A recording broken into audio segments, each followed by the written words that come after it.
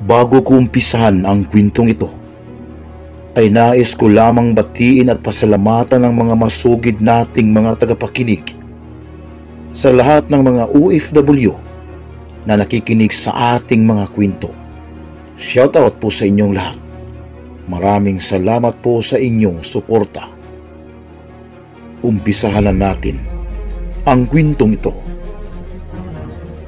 Ang kwentong ito ay hango sa totoong pangyayari. Padala ito ng isa sa masugid nating tagapakinig. Tawagin na lamang natin siyang Gabriel. Isa siyang sundalo na nakabase sa Mindanao. Hindi na lamang natin banggitin ang eksaktong lugar dahil na rin sa kagustuhan ng ating sender. Ito po ang kanyang kwento. Mapagpalang araw po sa inyong lahat at sa iyo na rin, Sir Mel. Lalong-lalo na sa mga tagapakinig ng inyong mga kwento. Nais ko lamang ibahagi ang aking karanasan nung ako'y nakabase pa sa Mindanao. Katatapos ko lang makagraduate sa PMA ay nabigyan ako ng kautosang ma-assign dito sa Mindanao. Nagkaroon ako ng kunting takot dahil tiyak na agad akong mapapalaban. Subalit dahil sa sinumpaan kong tungkulin ay wala akong nagawa kundi sundin ang utos ng mga nakakataas sa akin. Habang iniimpake ko ang mga dadalhin kong damit ay naalala ko ang habilin sa akin ng yumao kong lulo na si Lulu Agaton. Ang sabi niya sa akin, pagkaapa ko daw ng Mindanao ay kaagad kong isuot ang damit na may mga nakasulat na orasyon. Dahil habang suot ko daw ito ay hindi ako tatablan ng anumang nakakamatay na armas. Dito kasi sa aming lugar ay naniniwala kami sa mga agimat at anting-anting. Panghuli kong inilagay sa aking bag ang habilin sa akin ni Lulu Agaton, ang damit na may mga nakasulat na orasyon, para madali ko itong bunutin at isuot pagtuntong ko sa lupa ng Mindanao. Mga 3:00 ng hapon, inihatid ako ng aking mga magulang sa pantalan kung saan nakadaong ang barkong aking sasakyan. Nang makaalis na ang barko, ay kaagad kong tinungo ang aking higaan upang makapagpahinga. Subalit lumipas ang buong gabi ay hindi man lamang ako dinalaw ng antok dahil sa kakaisip kung ano ang magiging kahihinatnan pagdating ko sa Mindanao. Hanggang sa namalayan ko na lamang ang pagtunog ng silbato ng barko. Sinyalis na dumaong na ito. Nang tiningnan ko ang relo sa aking braso, ay 6:00 na pala ng umaga. Pagkababa ko ng barko, ay kaagad kong nakita ang mga unipormadong sumundo sa akin. Medyo tahimik ang nasabing lugar dahil kasagsagan ng giyera doon. Habang binaybay namin ang daan sa lugar na iyon, papunta ng aming kampo, ay napansin ko na wala man lamang akong nakitang tao ni isa. Lumingon ako sa isa kong tauhan at ito'y aking tinanong kung malapit lang ba sa lugar na ito ang giyera. Hindi ito nagsasalita, ngunit ito'y tumango lamang sa akin.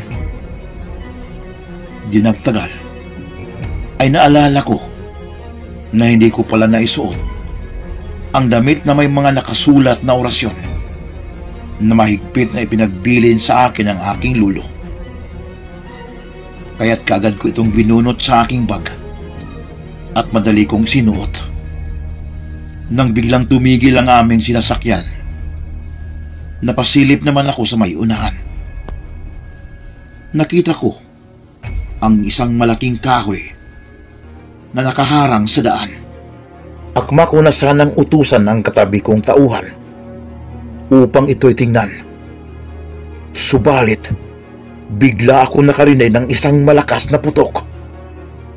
Napansin ko, Sir Mel, ang pagmanhid ng aking dibdib, habang ang iba kong mga kasamahan ay nagsitalunan papunta sa kaliwang bahagi ng sasakyan kung saan naroon ang bangin upang sila'y makapagkubli. Nang biglang sumigaw ang isa kong kasamahan na si Corporal Damaso. Nakita kasi niya na umuusok ang aking dibdib dahil sa tama ng mga bala. Doon ko lamang napagtanto na inambos pala kami ng mga rebuilding NPA. Nang bigla kong naramdaman ang paghapdi ng aking dibdib, ang buo kong akala ay wakwak ito. Subalit nang ito'y aking kinapa, napansin kong wala itong sugat, kaya't hinarap ko ang mga kalaban. Nakatayo lamang ako sa ibabaw ng sasakyan habang nakikipagbarilan sa mga kalaban. Napansin kong maraming mga bala ang tumama sa aking katawan.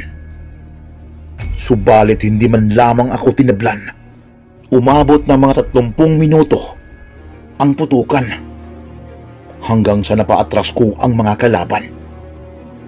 Nang humupa na ang putukan, ay doon na nagsilabasan ng aking mga kasamahan. Hindi ito nakapagsalita at nagtinginan lamang sa akin na parang hindi makapaniwala sa kanilang nakita. Gumana ang agimat na bigay sa akin ni Lulu Agaton, ni hindi man lamang ako nagalusan. Yun ang una kong sabak sa digmaan, Sir Mel. Nanlumo ako dahil marami akong napatay sa mga oras na iyon. Umabot ito ng 8 katao. Nanlambot ako. Subalit, ito ay tawag ng aking tungkulin. Ipinagpatuloy namin ang paglalakbay hanggang sa marating namin ang kampo. Nakita kong maraming mga sundalo ang nakahandusay na wala ng mga buhay. Napailing na lamang ako sa aking sarili at sa aking mga nakita. Iba pala dito sa Mindanao. Parang gusto ko nang umayaw. Parang gusto kong umuwi sa aming lugar dito sa Cebu. Habang tinatanong ko ang aking sarili kung ituloy ko pa ba ang pagiging kong sundalo, ay biglang may tumawag sa akin. Napalingon ako sa pinanggalingan ng buses.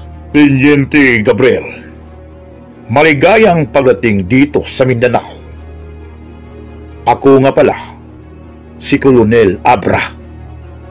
Balita ko'y nabinyagan ka kanina habang kayo ay nasa daan papunta dito sa kampo. Natural lamang yan dito. Masanay ka na iyo. Magpahinga ka na. At mamayang gabi, may lakad kayo ng mga tauhan mo. Pagkatapos kong masuluduhan ang aming komandante, ay kaagad kong tinungo ang isang maliit na silid. Habang iniisip ko ang sinabi ni Colonel Abra, ay hindi ko na lamang namalayan na ako'y nakatulog. Hanggang sa narinig ko na lamang ang isang mahinang katok ng aking pintuan. Nang ito'y aking binuksan, bumungad sa akin ang isang naka-full battle gear na sundalo. Pinapatawag na daw ako ni Colonel Abra. Eksaktong 6:00 ng gabi, Teniente Gabriel Santiago, lumakad kayo 10 ng iyong mga tauhan. Ang misyon mo ay lusubin ang kuta ng mga kalaban. Left no mercy to them. Ubusin ninyo ang mga kalaban natin. Gawin mo ang nararapat. Agad akong tumalima sa utos ni Colonel Abra sa akin. Kaagad naming tinadlas ang kabundukan. Ito ang una kong misyon. Umaasa lamang ako sa mga veterano kong mga kasamahan dahil hindi ko kabisado ang lugar. Mahaba ang aming paglalakad hanggang sa may namataan akong mga yapak na sa aking tingin ay bago pa lamang. Kaya't yun ang aming sinundan. Hindi ko napansin na magliliwanag na pala ng mga oras na iyon. Nang bigla akong nagulat, nakita ko ang maraming kubo sa gitna ng kagubatan. Dahan-dahan kaming gumapang hanggang sa makalapit kami sa mga kubo. Nang may bigla akong napansin na papalapit sa amin. Nung una ay hindi kami nakita. Iihi lang pala sana iyon. Nang bigla itong pinaputukan ng aking kasamaan. Doon na nagsimula ang nakakabinging putukan. Nagliliparan ang mga bala sa di malamang direksyon hanggang sa nakita ko na natamaan ng 4 sa aking mga kasamahan at bumulagta ito sa lupa na parehong wala ng buhay. 4 na lamang kaming nakikipaglaban. Alam kong marami din kaming napatay sa hanay ng mga kalaban. Subalit ang hindi ko alam, sobrang dami pala ang aming mga kalaban. Hanggang sa natamaan ang 2 ko namang mga kasamahan. 2 na lamang kaming naiwan ni Corporal Damaso. Tuloy pa rin ang bakbakan hanggang sa nararamdaman ko na parang may tumama sa aking dibdib. Dahan-dahang nawala ang aking paningin. Hindi ko na alam ang mga sumunod na mga pangyayari. Nang muli akong nagkamalay, ay napag-alaman kong pati si Corporal Damaso ay patay na. Nahuli pala ako ng mga kalabang rebelde. Wala akong nakitang sugat sa aking katawan. Subalit maraming mga pasa ang nakapalibot dito. Ngunit ang aking ikinagulat ay wala ang damit na aking suot. Ang damit na may mga nakasulat na orasyon. Ikinulong pala ako ng mga kalaban. Maya-maya ay may mga yapak akong narinig na papalapit sa aking kinaroroonan. Biglang bumukas ang pintuan. Isang payat na lalaki ang bumungad sa akin. Ipinatawag daw ako ng kanilang commander na nagngangalang Commander Lawen. Maligayang pagdating, Teniente Santiago. Ako si Commander Lawen, ang leader ng hukbong ito. Ako po ay malugod na humihingi ng pasensya sa iyo at sa mga nasawi mong mga kasamahan. Nasa gitna tayo ng digmaan. Pinoprotektahan lamang namin ang aming mga sarili. Marami ding nasawi sa aming hanay. Nakakalungkot lang, Teniente, na sa mura mong edad ay giyera kaagad ang iyong nadatnan. Ipinaglaban lamang namin ang aming mga prinsipyo at ideolohiya. Ang nakakasama lamang ay parehas tayong mga Pilipino nagpapatayan. Hindi maresolba ang problemang ito hanggang hindi gumawa ng hakbang ang gobyerno. Masakit mang sabihin, ay ituloy namin ang aming nasimulan. Paumanhin, Commander Lawen. Ako din po ay sumusunod lamang sa mga kautusan ng mga nakakataas sa akin. Humihingi din ako ng pasensya sa inyo. 10 ng inyong mga nalalagas na mga kasamahan. Ang nais po lamang ng gobyerno ay magkaisa. Subalit gumawa kayo ng karahasan. Maraming mga sundalo ang inyong pinapatay. Maraming nawasak na mga buhay. Kailan pa ba natin itigil ang digmaan? Kailangan bang maubos ang ating mga lahi nang dahil sa mga mali niyong paniniwala? Totoo, Commander, may mga hiningi kayo. na hindi kaagad na ibigay ng gobyerno. Subalit hindi patayan ang solusyon nito, kundi mabuting pag-uusap. Pasensya ka na, Teniente Santiago. Kailangan nating putulin ang ating pag-uusap. Sa ibang panahon na lamang natin ipagpatuloy ito. Marami pa tayong dapat pag-usapan, Teniente. Dahan-dahang umalis si Commander Lawen. Batid ko ang kanyang kabaitan. Alam kong dala lamang ito ng kanilang paniniwala. Nakita kong may mga nakatagong kabutihan sa likod ng nag-aalab ng damdamin kontra sa gobyerno. Nang bigla kong napansin ang isang taong paparating. Bit-bit ang damit kung may mga nakasulat na mga orasyon. Ipinabalik daw ito sa akin ni Commander Lawen. Nang matapos akong mabigyan ng agahan, ay kagad akong dinalaw ng antok hanggang sa ako'y makatulog. Hindi ko na alam ang mga pangyayari sa paligid hanggang sa may narinig akong mga nagsisigawan. At nang ako'y magising, nakita ko ang mga kalalakihang nag-uumpukan. Yun pala sila ay nagsasabong. Alam mo, Sir Mel, mahilig din ako sa mga manok. Dahil isang sabungiro ang aking ama, kaya't masaya akong nanood sa kanila. Umabot na lamang ng isang linggo, ay wala pa rin ang inaasahan kong mga kasamahan na sasagip sa akin. Parang nakalimutan ako ni Colonel Abra. Hanggang sa umabot ng isang buwan, ay wala pa rin ang aking mga kasamahan. Ang hindi pagsipot ng aking mga kasamahan upang ako'y sagipin, ay iyon ay nag-udyok sa akin upang gumaan ang aking damdamin sa mga kalaban na ngayon ay tinuturing ko ng mga kaibigan.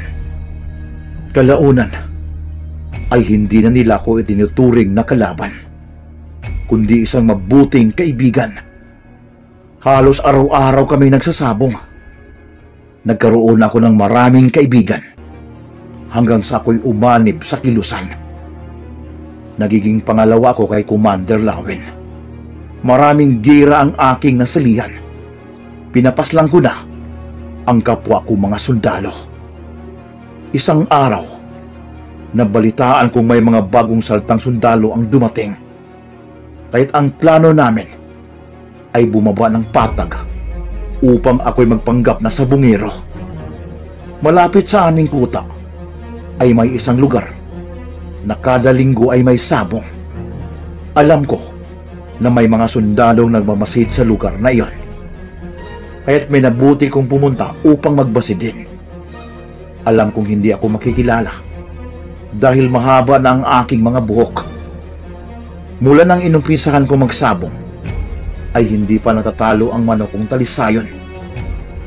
Dahil na rin siguro sa agimat kong damit na may mga orasyon. Nang marating ko ang baryo Pagatpat, ay marami ng mga sabungero ang nag-uumpukan.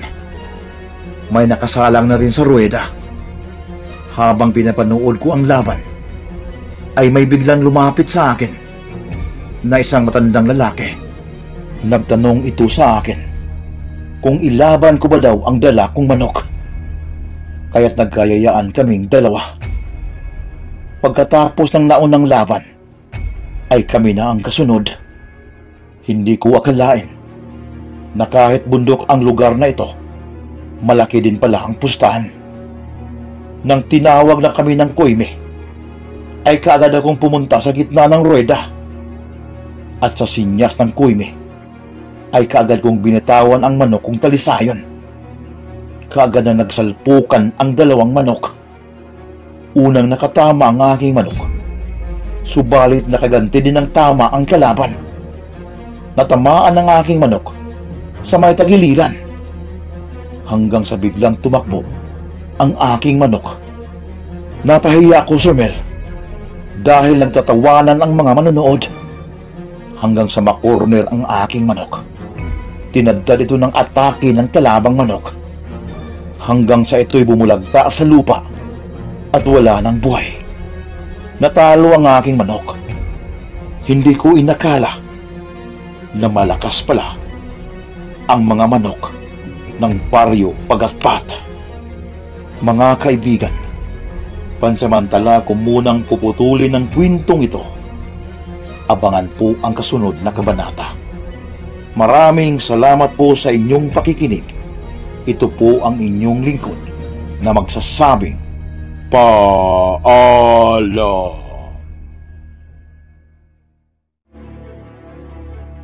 Bago ko ipagpatuloy ang kwentong ito, ay nais ko lamang batiin ang mga masugid nating mga tagapakinig sa lahat ng mga OFW sa buong mundo na sumusuporta sa ating mga kwento. Maraming salamat at shoutout sa inyong lahat, mga kaibigan. Shoutout din kay Emeline Binoliraw, Malvin Esguera, at Julie Rubio. Maraming salamat po sa inyong lahat, mga kaibigan. Umpisahan na natin ang ikalawang bahagi ng ating kwento. Hindi ko inakala na malakas pala ang mga manok dito sa baryo Pagatpat. Una ko itong pagkatalo sa sabong mula nang ako'y sumama sa kilusan. Nang mga oras na iyon ay nagbabadyang umulan, kaya't sumilong na muna ako sa ilalim ng puno ng mangga, habang ang iba kong mga kasamahan ay doon sumilong sa ilalim ng mga puno ng baliti na sa aking tansya ay nasa mga 10 metro lamang ang layo sa sabungan. Habang tumatagal ay lalong lumalakas ang ulan. Habang hinimas-himas ko ang pangalawa kong dalang manok, ay may kakaiba akong nararamdaman. Bumilis ang tibok ng aking puso, kaya't dali-dali kong isinuot ang damit kong may nakasulat na mga orasyon. At ang aking mga kasamahan ay nakamasid lamang sa akin. Alam ko, Sir Mel, na may mga napapansin din ang mga ito na kakaiba. Inihanda ko na ang aking sarili sa maaaring mangyayari nang biglang may gumalaw sa mga malabong na damuhan dun lamang sa unahan. Hanggang sa nakarinig ako ng isang malakas na putok. May balang tumama sa aking dibdib. Natumba ako sa sobrang lakas. Habang napansin ko ang aking mga kasamahan ay sabay din na nagpaputok bilang ganti sa mga sundalong nakatago sa mga damuhan. Bigla akong kinabahan nang makita kong may dugong umagos galing sa aking dibdib. Hindi yata gumana ang aking agimat. Tumalab sa aking katawan ang balang galing sa kalaban. Dahan-dahan kong kinapa ang pinagmula ng dugong umagos. Subalit, wala akong nakapangsugat. Hindi ako makapaniwala dahil kitang-kita ko ang dugo. Habang patuloy ang bakbakan, ay nakita kong nakatayo lamang ang aking manok sa bandang unahan. Naririnig ko ang mga sigaw ng mga namilipit sa sakit. Siguro dahil ito sa tama ng mga bala. Nang lingunin ko ang pinagtataguan ng aking mga kasamahan, nakita kong isa-isa itong nabuwal. Muli kong narinig ang mga putok galing sa mga kalaban. Hanggang sa namataan ko ang isang sundalong papalapit sa akin. Putsa, Sir Mel, kilala ko ang taong ito. Siya ang may-ari ng kalaban kong manok. Pinaputukan ang aking kinalalagyan. Nakita ko ang mga usok at pagtalsik ng aking mga dugo na nanggaling sa aking katawan. Subalit nang mabasa ng ulan ng aking mga sugat, ay bigla itong naghilom. Gumanti ako ng putok sa taong iyon. Sapul ito sa kanyang ulo. Nakita ko ang kanyang pagkatumba. Gulat pa rin ako sa nangyari sa aking sugat. Hanggang sa maalala ko Nung minsang naligo kami sa may sapa, may kumagat sa aking likuran. Sabay-sabay naman ang aking kasama na kinagat ako ng linta. Doon ko na lamang napagtanto na nagkaroon pala ako ng agimat ng linta. Na kapag ako'y tamaan ng bala o anumang armas, ay bigla itong maghilom kung mabasa ng tubig. Tama, nabasa nga ng ulan ang aking sugat, kaya ito naghilom. Subalit, paano kung tumila na ang ulan? Ibig bang sabihin nito, natatabla na ako at hindi na maghilom ang aking mga sugat? Pero para sa akin, ay bahala na. Basta makaganti lamang ako sa mga nabuwal kong mga kasamahan. Bigla akong tumayo, sabay kalabit sa gatilyo ng aking baril. Nakita ko na naman ang mga usok sa iba't ibang bahagi ng aking katawan dahil sa tama ng mga bala. Subalit sa ngayon ay hindi na ako tinablan. Patuloy pa rin ang putukan hanggang sa umatras ang mga kalaban. 5 ang patay sa mga kalaban. Habang sa amin ay 3 naman ang namatay. Nakapanlulumo ang mga pangyayari. Pilipino laban sa Pilipino. Subalit wala akong magawa. Ito na yata ang aking buhay. Nang bigla kong makita ang mga kalalakihang dumating. Sila pala ni Commander Lawen. Subalit nagulat ako nang pinaputukan nila ang mga nakahandusang mga kasundaluhan. Kaya't dali-dali ko itong sinigawan na huwag nila itong gawin dahil patay na ang mga kalaban. Subalit itinutok nito sa akin ang kanyang baril at nagsasalita. Manahimik ka, Gabriel. Isa kang traidor. Ipinahamak mo ang aking mga tauhan sa kamay ng mga sundalo. Alam kong nasa puso mo pa rin ang pagiging sundalo. Hindi na ako nakapagsalita nang bigla niya akong pinaputukan. Tinamaan ako sa iba't ibang bahagi ng aking katawan. Tumilapon ako sa malayo dahil sa lakas ng tama. Habang nakita ko ang isang taong gumagapang papunta sa akin, nagulat ako nang makilala ko ito. Siya ang aking kaibigan at kasama na si Corporal Damaso. Tutulungan kita, Teniente Santiago. Igaganti kita sa mga hangal na rebelde. Salamat, Corporal Damaso. Pero tika lang, akala ko patay ka na. Paano ka nakaligtas? Nang akma na akong babarilin, ay iniligtas ako ng isang mabuting rebelde na may malasakit sa akin. At sa habig naman ng mga kasundaluhan, pinipilit kanilang iligtas. Subalit, ginawa kang pain ng mga rebelde. Marami nang nalagas sa ating mga kasamahan hanggang sa ipinalabas na matagal ka ng patay. Subalit alam ko ang iyong kakayahan. Lumakad kami ng aking mga kasama. Sa pagkakataon na iyon, gusto ka naming iligtas. Subalit may pumutok, puntirya sa'yo. Nakita namin ang grupo ng mga rebelde na pinamumunuan ni Commander Lawen. Hindi kami makagalaw, Teniente. Ang mga namatay ay hindi totoong sundalo. Naka-uniforme lamang ito ng pansundalo. Subalit ito ay ibang grupo ng mga rebelde na pinamumunuan ni Commander Lawen. Pinaglalaruan lamang tayo ng mga rebelde na iyon. Kaya't halika na, Teniente. Tatakas tayo. Sige, Corporal Damaso. Lisanin natin ang impyernong ito. Nagmamadali kaming tumakas ni Corporal Damaso. Nilisan namin ang kabundukan at nilisan namin ang Mindanao. Hanggang sa lumipas ang 1 taon, nabalitaan na lamang namin na nagkaroon ng malaking kaguluhan sa Mindanao at namatay daw sa digmaan itong si Commander Lawen.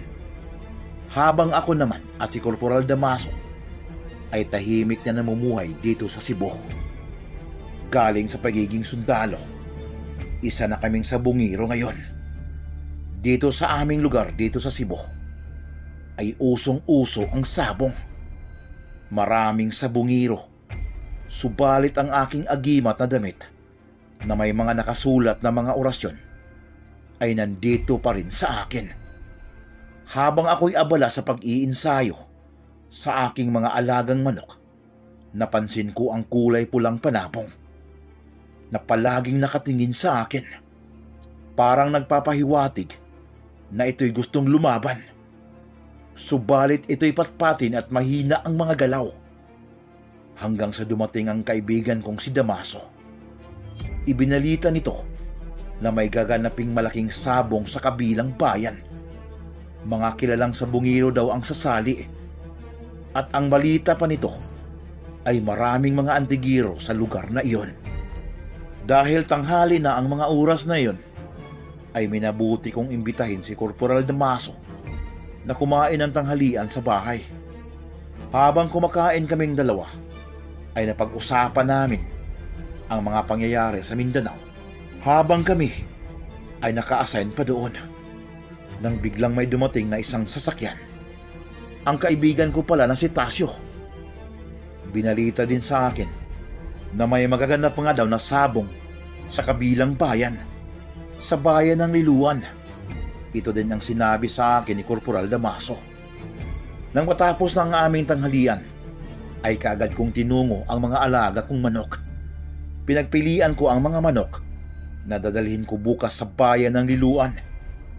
Kailangang mga malalakas at magagaling na manok ang aking dadalhin.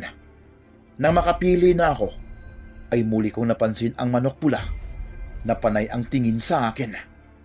Parang may ipinihiwatig ito sa akin. Gusto yata nitong lumaban. Kaya't isinama ko na lamang ito sa mga manok kong napili. Nang dumating ang kinabukasan araw ng linggo, ay maaga kaming naghanda ni Damaso. Nang akma na sana kaming aalis, ay siya namang pagdating ni Tasio. Kaya't magkasama kaming tatlo papunta sa bayan ng Liluan. Dahil medyo may kalayuan ang lugar na iyon, ay tanghali na kaming nakarating. Kunti pa lamang ang mga taong naruroon, subalit may napansin na kaming mga manok panabong. Nang mapansin namin ang isang karinderya sa gilid ng kalsada, ay minabuti naming kumain na muna bago pumasok sa loob ng sabungan. Habang nasa kasarapan kami ng pagkain ng tinulang manok, ay dahan-dahan nang nagsidatingan ang mga sabungiro. May mga magagarang sasakyan ang pumarada. Nang matapos na kaming kumain, ay nagpaalam itong si Damaso na bumili lamang ng sigarilyo sa may tindahan. Subalit hindi pa man ito nakarating sa tindahan, ay kaagad itong bumalik at ibinalita nito sa akin na nakita niya si Coronel Abra. At sinabi pa ni Damaso na may dala din itong manok panabong. Hinayaan na lamang namin at diretso na kaming pumasok sa loob ng sabungan. Makalipas ang isang oras, ay inumpisahan na ang unang sultada. Nagulat ako nang unang lumaban ang manok ni Coronel Abra. Manok abuhon ang kanyang dala. Nang mag-uumpisa na ang laban, ay kaagad na umarangkada ang manok nito. Subalit magaling at mabilis ang kalaban. Nabaling naman ang aming atensyon nang may lumapit sa aming kinaroroonan. Isang matandang mahaba ang mga balbas at naghamon ng sabong sa amin. Mga kaibigan, malapit nang matapos ang unang sultada. Baka gusto niyong tayo ang kasunod yan. Hindi pa man ako nakasagot sa sinabi ng matanda, ay narinig ko ang malakas na buses ni Colonel Abra na parang galit na galit. Natalo pala ang kanyang manok. Madali lang itong pinatumba ng kalaban. Nang ikasako na sana ang hamon ng matanda, ay naunahan kami ng ibang mga sabungiro. May kasunod na agad na pumasok sa loob ng ruweda. Nag-umpisa na naman ang pangalawang sultada. Muli na namang nagsalita ang matanda. Tingnan mo, kaibigan. Sobrang lakas ng sabong dito. Sige na, ikasana natin ang laban. Para tayo na ang kasunod niyan. Oo, sige tatang. Tayo na ang kasunod na maglaban. Magkano ba ang pustahan? Pwede na ba sa'yo ang 5,000? Total, hindi pa naman masyadong malaki ang pustahan sa ngayon dahil maaga pa. Tumango lamang ako sa sinabi ng matanda sa akin. Naisip ko, Sir Mel, na una kong ilaban ang manok payatot para isipin ang mga sumunod na kalaban na mahina ang aming mga dalang manok. Nang matapos ang ikalawang sultada, ay kami na ang kasunod. Nang akma na akong pumasok sa loob ng ruweda, ay kumalabit sa akin si Damaso. Nakatingin daw sa amin si Colonel Abra. Hinayaan ko na lamang at hindi ko pinansin ang sinabi sa akin ni Damaso. Tuloy akong pumasok sa loob ng ruweda. Dahil una pa naming punta sa lugar na ito, ay hindi pa kami kilala. Kaya't walang pumusta sa manok namin. Dihado tuloy sa pustahan ng aming manok. May mga nagsisitawanan nang makita nito ang aking manok payatot. Nang tinawag na kami ng Koime, ay kaagad akong pumunta sa gitna ng ruweda. At nang suminyas na ang Koime upang bitawan namin ang aming mga manok, ay kaagad kong inilapag ang aking manok payatot sa sahig. Bigla namang umatake ang kalaban. Napaatras ako dahil sa sobrang bilis ng galaw. Muntik pang mahagip ang aking paa sa tari ng kalaban. Subalit nagulat ako nang biglang bumaliktad ang kalaban.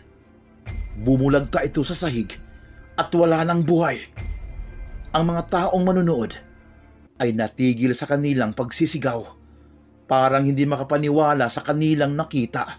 Kahit ako man ay hindi rin makapaniwala. Si Natasio at Damaso ay napatingin sa akin.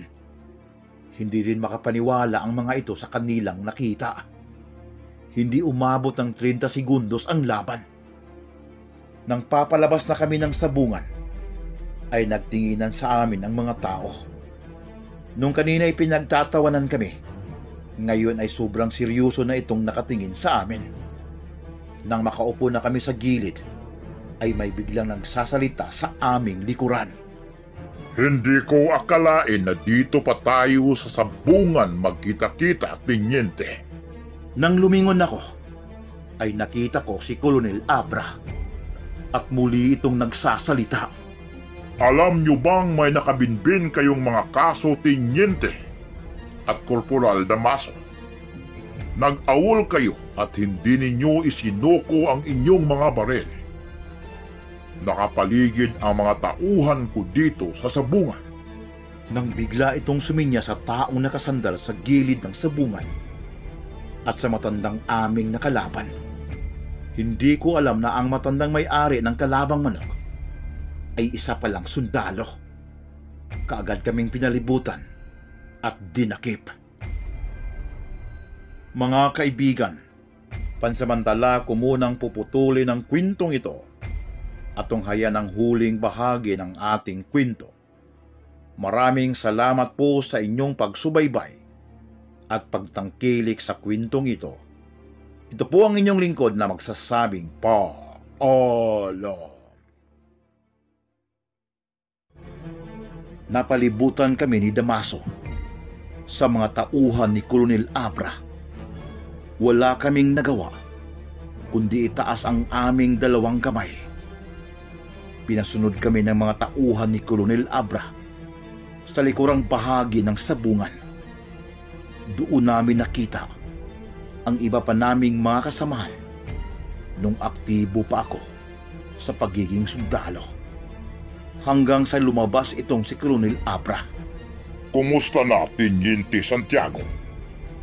Nandito kami ng iyong mga dating kasamahan. Gusto naming tulungan mo kami sa pagsupil ng mga rebelde. Mas matindi pa kay Commander Lawin ang pumalit sa kanya na nagngangalang Commander Usman. Isa siyang mabagsik na nilalang. May nakarating sa akin na balita. Meron daw itong mutya at agimat. Hindi daw ito tinatabla ng bala. Wala akong ibang makitang makakatulong sa amin, kundi ikaw lamang, Teniente Santiago, upang sugpuin ang mga salot na rebuilding iyan. Matagal na kitang hinahanap, Teniente Santiago. Ikaw lang ang makakatapat kay Commander Osman. Alam kong malayo na sa iyong damdamin ang pagbabalik bilang sundalo. Kaya't ang kondisyon ay tutulungan ko kayong dalawa ni Corporal Damaso na mapawalang sala. Ano na, Teniente Santiago? Bihira lamang ang pagkakataong ito. At pag makuha natin si Commander Osman, ay hahatiin natin ang malaking pabuya na nakapatong sa kanyang ulo. 5 milyon ang halaga na nakapatong sa kanyang ulo. Para sa bayan, Teniente Santiago, tulungan mo kami sa misyon na ito. Hindi ako agad nakapagsalita sa mga sinabi sa akin ni Coronel Abra. Subalit namutawi sa aking isipan ang pagtulong sa misyon para sa bayan. Kaya't sinagot ko ang kanyang katanungan kung gusto ko ba silang tulungan. Walang pag-aalinlangan, Colonel Abra. Nais kong tumulong sa inyo para sa bayan. Sana tulungan mo kaming mapawalang sala sa hinaharap naming kasalanan sa batas. Kailan ba natin umpisahan ang misyong ito upang atakihin at hulihin si Commander Osman? Sa lalong madaling panahon, Teniente. Nakahanda na ang inyong mga kasamahan sa Mindanao. Kayo na lamang dalawa ni Corporal Damaso ang hinihintay. Mamayang 8:00 ng gabi, sasakay tayo ng barko papuntang Mindanao. Sige po, Colonel Abra. Ihanda muna namin ang aming mga gamit. Doon na lamang tayo sa pantalan. Magkita-kita mamayang gabi. May isa pa sana akong manok na isabong. Subalit dali-dali kaming umuwi ni Damaso upang iligpit ang aming mga kagamitan. Habang nililigpit ko ang aking mga kagamitan, ay nahagip sa aking paningin ang damit na may nakasulat na mga orasyon. Dali-dali ko itong ipinasok sa aking bag dahil makalimutan ko pa ito. Isa ito sa pinakaimportanteng bagay na kailangan kong dalhin sa aming misyon, na ang pag-atake sa kuta ni Commander Osman. Dahil hindi ko alam kung gagana pa ba ang mutya ng linta na nakaukit sa aking katawan. Palabas na sana ako galing sa aming bahay upang daanan si Corporal Damaso. Subalit hindi pa man ako nakaabot sa may pintuan ay siya namang pagdating nito. Kaya't kaagad ko itong niyakap. Baka ito na kasi ang huli naming pagsasama, dahil hindi ko alam ang maaaring mangyayari sa misyong ito. Bago namin tinungo ang sakayan ng taksi papunta sa daungan, ay mariin kong tiningnan ang aming tahanan. Habang ang asawa naman ni Corporal Damaso ay hindi ito magkamayaw sa pag-iyak. Nang mahimasmasan na ito, ay kaagad na naming tinungo ang sakayan papunta sa daungan. Nang marating na namin ang daungan, ay bumungad sa aming paningin ang malaking barko ng hukbong pandagat. Ito pala ang aming sasakyan papuntang Mindanao. Nang makasakay na kami sa barko, ay kaagad itong naglawig. Nang dumating na ang kalaliman ng gabi, ay hindi man lamang ako dinalaw ng antok. Biglang nanumbalik sa aking isipan ang mga bakbakang aking napagdaanan sa Mindanao. Labanan ng mga kapwa Pilipino. Maraming dugong dumanak, maraming namamatay. Nang biglang may kumalabit sa aking balikat. Umaga na pala at malapit ang dumaong ang barko sa Mindanao. Tanaw ko na ang lupang una kong natamasa, ang digmaan at ang lupang aking inayawan dahil sa hindi ko masikmurang patayan. Habang inaalala ko ang mga pangyayari, ay biglang tumunog ang busina ng barko. Dumaong na pala ito dito sa lugar kung saan una ako nakatungtong, dito sa Mindanao. Nakaparada na pala ang aming sasakyan papunta sa aming kampo. Nauna nang sumakay si Coronel Abra. At habang tinadlas namin ang daan, ay kita ko ang mga kabahayan na sirang-sira, bakas ng digmaan.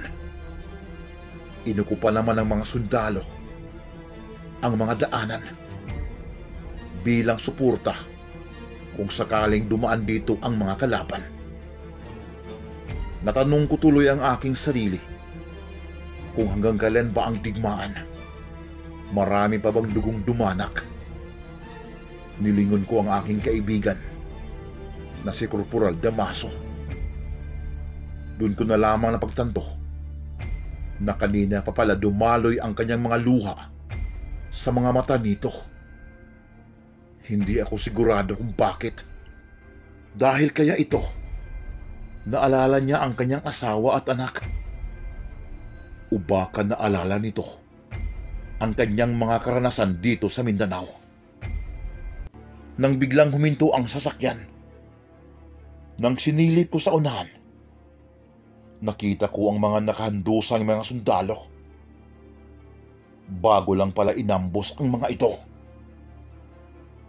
Bigla kong nakagat ang aking labi at dila dahil sa sobrang galit.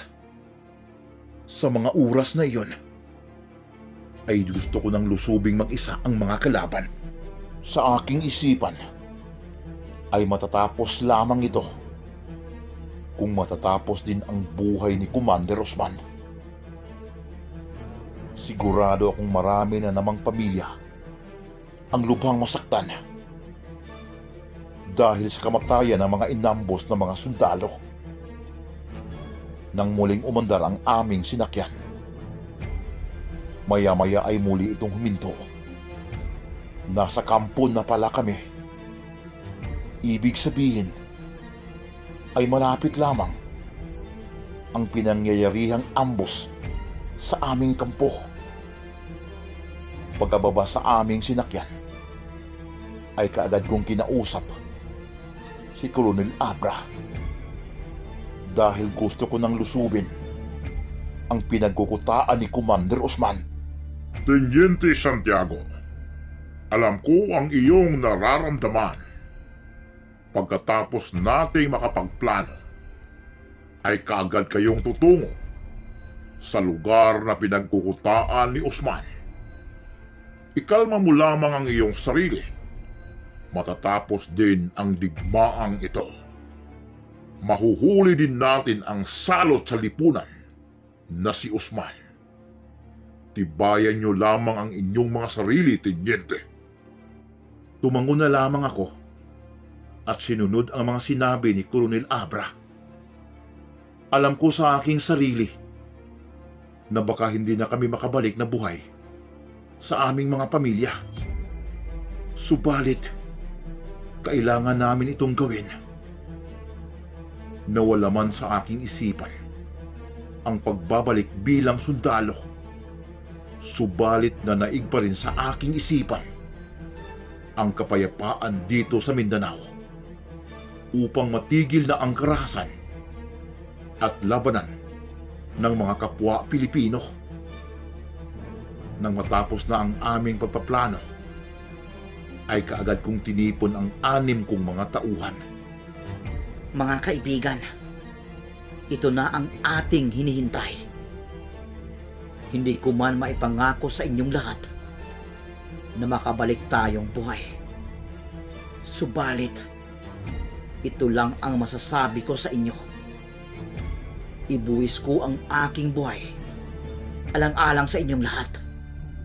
Una akong mamatay bago kayo. Wika ko sa aking mga tauhan.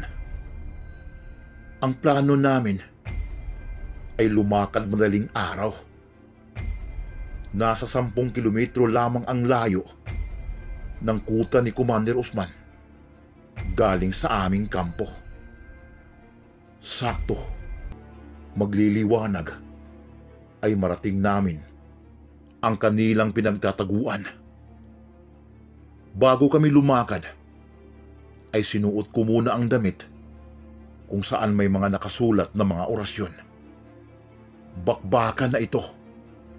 Alam ko na hindi pa huhuli ng buhay itong si Commander Usman. Nang mag-aalas 2 na ng madaling araw, ay kaagad na kaming lumakad.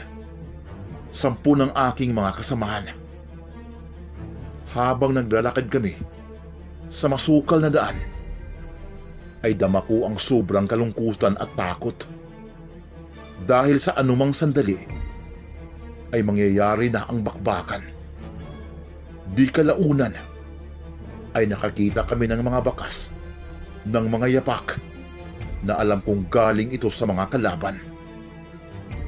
Ako na mismo ang pumwisto sa unahan nang bigla akong nakarinig ng mga kaluskos galing sa mga damuhan na nakapaligid sa amin. Bigla kong pinadapa ang aking mga tauhan. Alam kong ito'y mga kalaban. Nag-aantay lamang anumang oras upang kami ay ambusin. Mga iilang segundo lamang ang nakalipas. Isang putok ang aking narinig. Nang mapalingon ako sa kinadapaan ni Corporal Damaso, ay nakita ko at nagulat ako nang ito'y duguan. Natamaan pala ito ng unang putok sa kalaban. Kaagad akong gumapang upang malapitan si Corporal Damaso. Napaiyak ako nang makitang hindi na ito humihinga.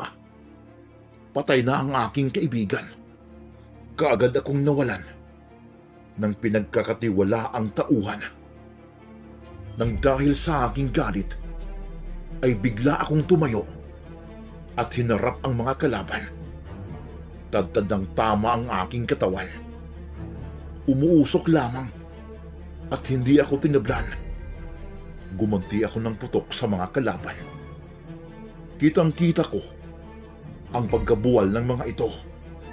Isa-isa ko itong tinamaan. Hanggang sa may isa na naman akong tauhan na tinamaan.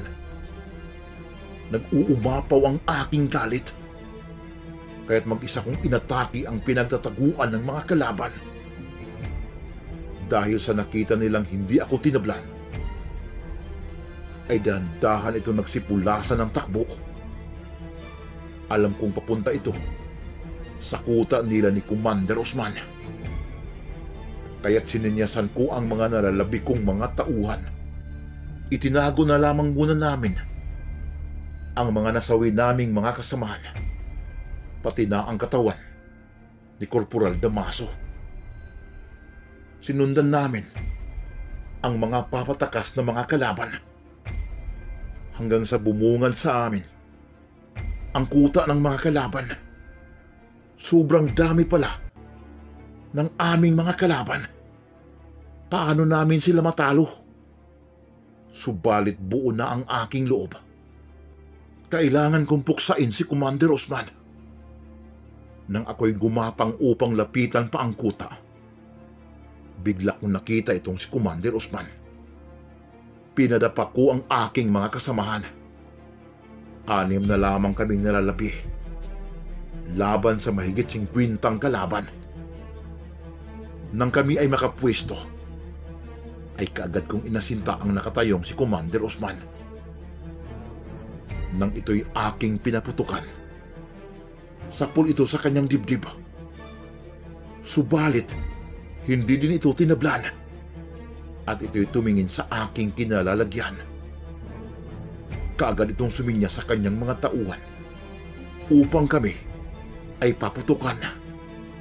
Matagal nakadapa ang aking mga tauhan nang biglang may tumayo at gumanti ng putok sa mga kalaban.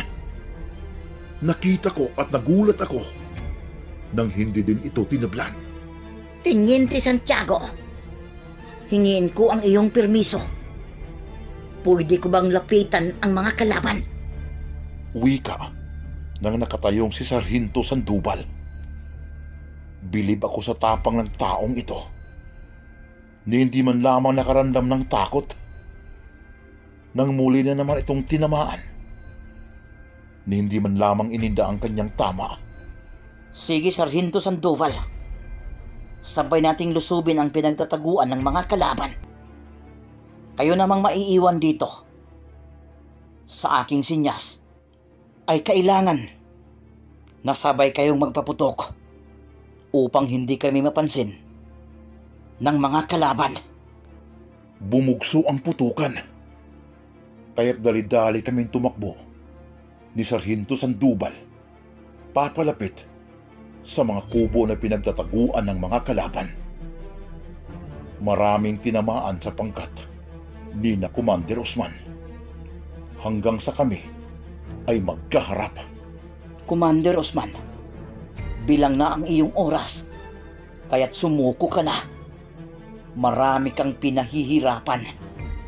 Marami kang kinidnap na mga banyaga upang hingian mo ng malaking halaga. Subalit hindi pa man ako nakatapos magsalita ay kaagad akong pinutukan. Sa pulang aking tiyan, hindi man ako tinablan, ay dama ko ang hapdi ng tama nang biglang nagsalita itong si Commander Osman. Totoo nga ang sinabi ng aking mga tauhan na may agimat ka, Teniente Santiago. Matunog sa akin ang iyong pangalan mula pa noon, kaya't kilala kita. Sa sunod kong putok ay tiyak na tatablan ka na. Alam ko din ang iyong kapangyarihan na nanggaling sa suot mong may mga nakasulat na mga orasyon. Alam ko din kung paano kontrahin ang iyong agimat. Nang bigla kong narinig ang isang malakas na putok, nararamdaman ko ang hapdi sa aking katawan. Dahan-dahan kong kinapa ang aking tagiliran. Nagulat ako nang biglang may dugong umagos galing sa aking gilid. Tinablan ako. Paano ito nangyari? Narinig ko na lamang ang malakas na pagtawa ni Commander Osman. Sa susunod kong putok ay sa ulo ka natatamaan, Teniente Santiago. Nang marinig ko ang sinabi ni Commander Osman, ay kaagad akong tumakbo dun sa may malabong na mga damuhan. Subalit, kaagad niya akong pinaputukan. Sapul na naman ang kaliwa kong binti. Paika-ika akong tumatakbo hanggang sa tuluyan na akong makapagtago. Nakita ko rin ang pagtakbo ni Sarhinto Sandoval papunta malapit sa aking pinagtataguan. Subalit hindi ko napansin na hinabol pala kami ni Commander Osman. Muli akong pinaputukan, puntirya sa aking ulo. Subalit nagulat ako nang biglang tumalon papunta sa akin si Sarhinto Sandoval. Imbis na ako ang tamaan, ay sinalo niya ang mga bala na dapat tatama sa aking ulo. Napaiyak ako sa ginawang pagsakripisyo sa buhay ni Sarhinto Sandoval. Subalit muli akong pinaputukan na tumama naman sa aking balikat. Hanggang sa maraming putok akong narinig. Nagtalsikan ang mga dugo sa bawat tama ng bala sa aking katawan. Malapit na akong mawalan ng malay nang bigla kong nakita ang pagmumukha ni Commander Usman. Nakatutok sa akin ang kanyang baril. Napaisip ako na baka ito na ang aking katapusan. Kaya't pinikit ko na lamang ang aking mga mata. Hinihintay na kalabitin nito ang gatilyo ng kanyang baril. Habang nakapikit ako, ay dama ko ang lamig galing sa mahinang patak ng ulan. Hanggang sa ito'y lumakas. Nang ibuklat ko ang aking mga mata, ay nagulat ako nang makitang biglang naghilom ang aking mga sugat. Habang itong si Commander Usman ay gulat na gulat sa kanyang nakita. Hindi niya inasahang may iba pa akong agimat. Dahan-dahan akong tumayo at itinutok ang aking baril punteriya sa ulo ni Commander Usman. Wala nang magawa itong si Commander Usman kundi itaas na lamang ang kanyang mga kamay at siya ay sumuko. Siya namang pagdating ni Colonel Abra. Sa wakas, nahuli na rin natin ang pinakawalang awang tao na aking nakilala. Congratulations, Teniente Santiago. Job well done. Bukas na bukas din ay pupunta tayo sa headquarters upang ayusin ang iyong kasalanan sa batas. Nagtagumpay man kami sa aming misyon. Subalit sobrang sakit ng aking damdamin dahil nalagasan kami ng 3 at isa nito ang aking kaibigan na si Corporal Damaso. Nang dumating ang kinabukasan, ay maaga kaming pumunta sa headquarters kasama itong si Colonel Abra. Congratulations, Colonel Abra at Teniente Santiago. Ako mismo ang nagpahanap sa iyo, Teniente. Matagal na kitang kilala. Ito ang masasabi ko sa iyo, Teniente Santiago. Mapapawalang sala ka lamang kung ikaw ay babalik sa pagiging sundalo. At kung babalik ka, ikaw ay magiging kapitana. Ipopromote kita. Pag-isipan mong mabuti iyan. Bibigyan kita hanggang bukas upang makapagdesisyon. Nang gabing iyon, ay hindi ako makatulog sa kakaisip. Mahirap iwanan ang pagiging sabungiro dahil doon ko lamang natamasa at nararamdaman ang katahimikan. Pero para sa bayan, ay babalik ako. Buo na ang aking loob. Babalikan ko ang pagiging sundalo.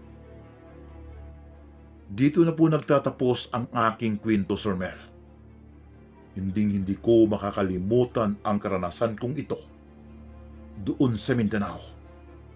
Sa ngayon, ay isa na akong retiradong general.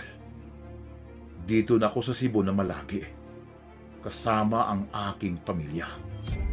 Maraming salamat po, Sir Mel, sa pagbigay buhay ng aking kwento.